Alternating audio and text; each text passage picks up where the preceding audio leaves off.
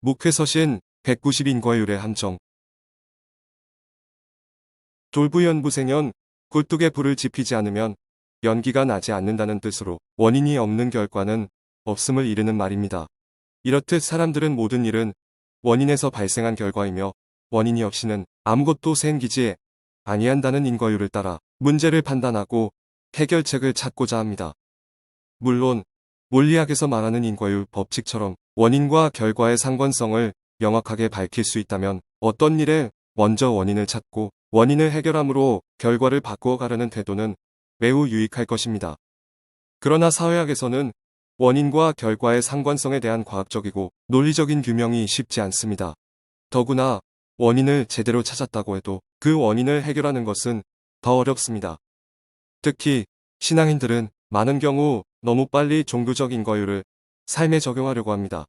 모든 것을 죄의 결과로 돌리거나 사탄이나 하나님 탓을 하기도 합니다. 너무 쉽게 자신이 순종하지 않고 기도하지 않아서 문제가 생겼다고 생각합니다. 그러나 많은 경우 원인에 대한 진단이 지나치게 주관적이고 비이성적임을 봅니다. 스스로는 원인을 찾았다고 하는데 원인과는 아무런 상관성이 없는 경우를 너무나 자주 봅니다. 예수님께서 돌로 치려는 유대인들을 피해 성전에서 나와 길을 가실 때에 날 때부터 맹인된 사람을 보았습니다.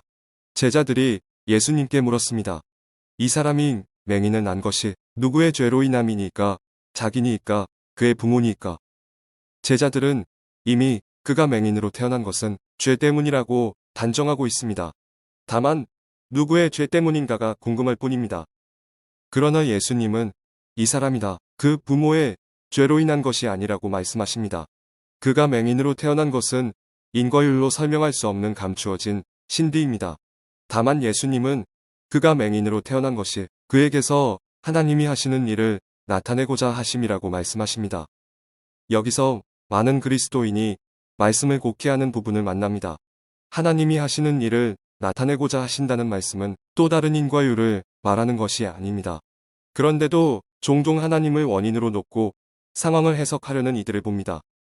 만일 하나님이 무언가 하시는 일을 나타내고자 의도적이고 계획적으로 한 사람을 맹인으로 태어나게 했다면 그것처럼 불공평한 게 어디 있겠습니까? 맹인된 당사자의 입장에서 얼마나 억울하겠습니까?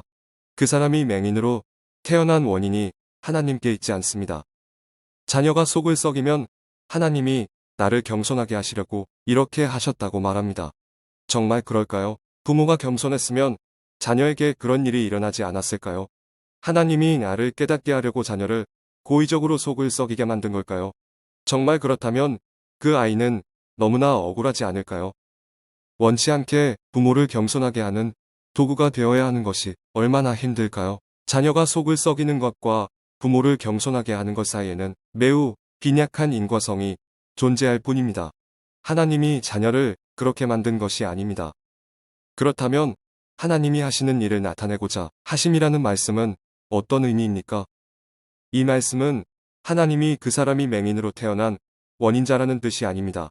그가 맹인으로 태어난 원인은 알지 못하는 신비입니다. 다만 지금 이 순간 맹인으로 태어나 구걸하는 그에게 하나님이 하시고자 하는 일이 있을 뿐입니다. 하나님은 예수님으로 그의 눈을 뜨게 하실 것입니다. 하나님은 맹인이 보게 되는 기적을 통해 예수님을 세상의 빛으로 나타내실 것입니다. 하나님은 그를 맹인으로 만든 원인이 아니라 그의 삶을 다스리는 주관자이십니다. 하나님을 모든 일의 원인으로 이해할 때 끝없는 원망과 함께 억울함이 밀려옵니다.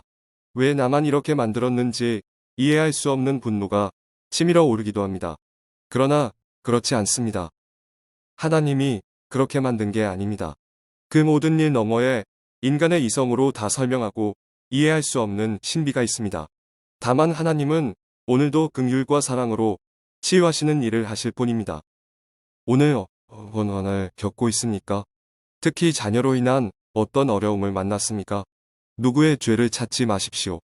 하나님이 이렇게 하셨다는 알 수 없는 눌림에 속지 마십시오. 하나님은 사랑이십니다. 하나님은 오늘도 우리를 치유하시는 사랑이십니다. 다만 사랑이신 하나님 앞에 엎드려 앓으십시오. 반드시 들으시고 하나님의 사랑을 나타내실 것입니다. 오늘 묵상이 누군가에게는 다소 논쟁적일 수 있고 이해하기에 어려울 수도 있습니다.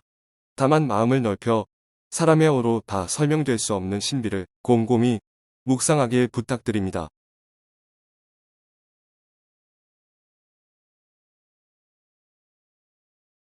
사진 고라신에서 바라본 갈릴리 호수. 이곳이 산일까요? 평지일까요? 갈릴리 호숫가에서 바라보면 높은 언덕 위에 있는 산동네이지만 언덕 위에 서면 평지입니다. 내가 보고 내가 경험하는 것이 얼마나 부족하고 모자란 것인지 새삼 깨닫습니다. 2021년 3월 3일 수요일 아침 권종렬 목사